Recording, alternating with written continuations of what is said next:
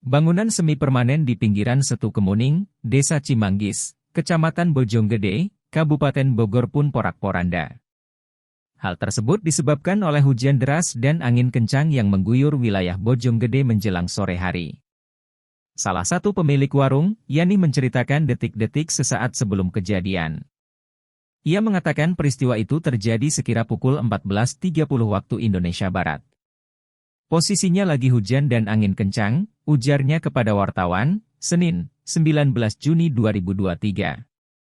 Yani menerangkan, saat peristiwa itu terjadi, kondisi warung kopinya dalam keadaan ramai. Karena kejadiannya yang begitu cepat terjadi, orang-orang yang ada di dalam warung kopi miliknya pun berhamburan menyelamatkan diri. Akibat kejadian tersebut sedikitnya 4 ruko mengalami kerusakan yang cukup parah. Meski begitu tidak ada korban jiwa dalam kejadian tersebut.